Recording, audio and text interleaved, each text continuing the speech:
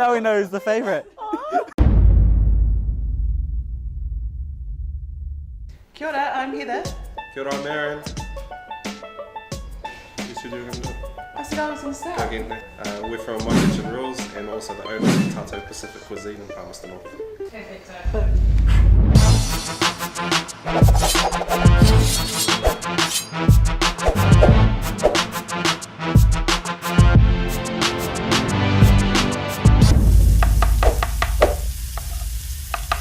Kia ora ana, kia ora. We're in the beautiful home and kitchen of Aaron and Heather Freeman. Thank you very much for having us, guys. And of course, we are in Palmy. These two, proud to be from Palmy. I have no idea how to cook, so I'm looking forward to learning from these two. We ready? Yep. Already, bro. Let's go.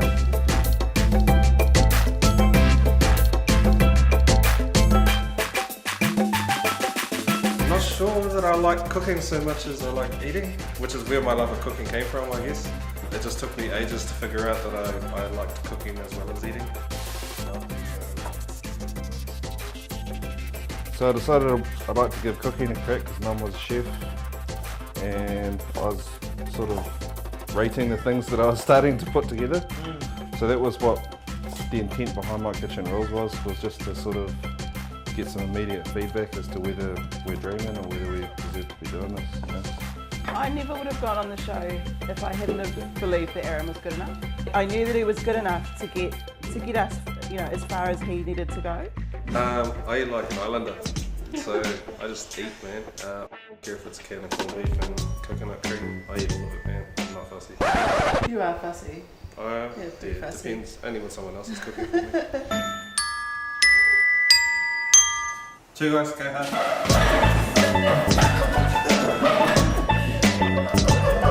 Looking at the opportunities though that have come out of it, I mean, obviously you've got to have your own business and stuff.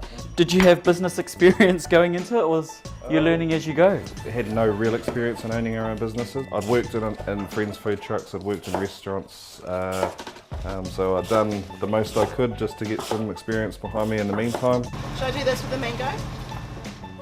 It's really cool to be in the food truck and like giving people moi kai and being like, yeah, it's available, you can have it, and you know, here it is, and let's be proud of it. And yeah, it's not just a special occasion that we can have it. Like many New Zealand-born Polynesians, I suffered a bit of an identity crisis coming through my adolescence because people were always like, kia ora bro, and I'm like, no, I'm not Māori. But then you'd go and hang out with everybody else and they'd be like, oh, well, what are you? You know, so because Palmy isn't back then it wasn't a very strong Pacifica community, especially with Cook Islanders. I had more Tongan and Samoa and Māori friends than I did Cook Island friends. So for a while I was a combination of all those races. And it took me probably until I got to 20 to realise, oh, actually it's okay for me to just be a Cook Islander on my own. So I think it's one of the common ones that I share with a lot of the guys that I grew up with actually. The struggle made everything easier, I guess. It was definitely a struggle, but it was one worth going through to get those answers, because now I'm really comfortable in my own skin, and it doesn't matter if I'm in a different country that doesn't speak English or my own language. I'm quite proud of who I am. I know where I'm from and I know how to express that. We're sponsored cooks now for Multi Kaipapa, so we travel the country representing them. We're sponsored cooks for Steel Cookware, who provided all the pots and pans on the show. I write nationally for a specific magazine, for Manawatu Standard, for food. Heather and I appear all over the country now, presenting, demonstrating, speaking, cooking. Stuff that I never could have imagined just by being on a dinky old reality TV show. Salad does not make you friends, so make friends with steak.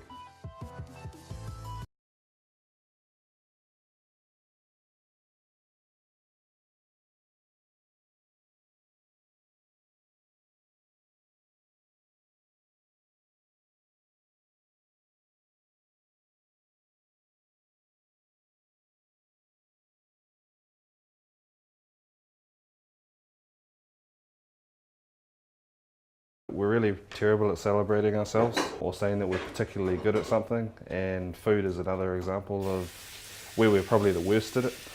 So we're happy to sell raw fish at the Avondale markets for $5 a punnet, but we don't look at it beyond that. I've gotten to a place where I've been able to put essentially a raw fish dish, but into a 3-hat restaurant in Auckland, and it was a $37 entree.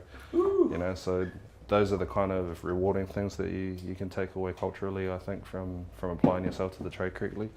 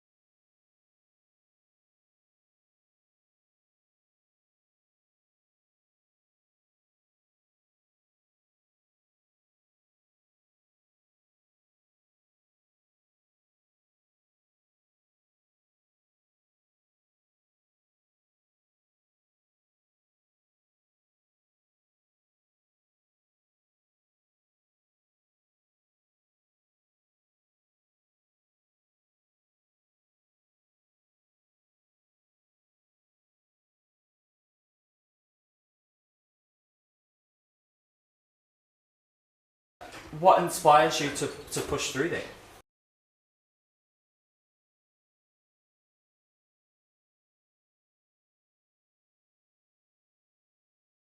There's not many people that are Māori or Pacific that are in our industry and have also the ability to make a difference with their own people, and for me, more importantly, with Papaā or Pākehā people that are watching.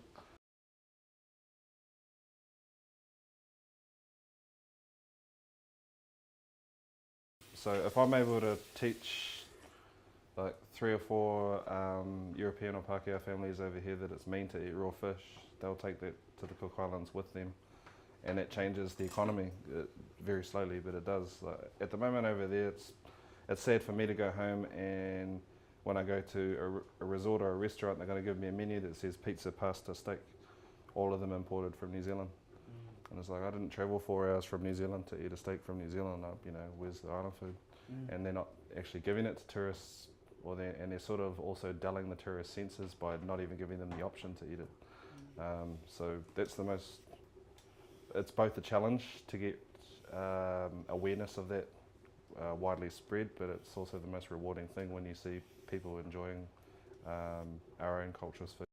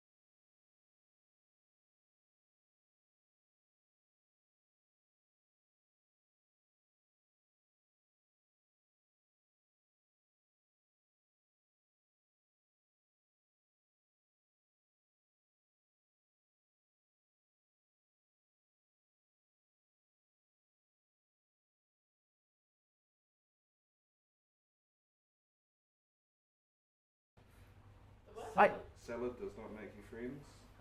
What does that mean? Oh, you can't, don't say that, you're an egg. What does that mean though? It means that you don't make friends with salad. Is that So bacon fill them thick up. enough? Yeah, so you make friends with steak.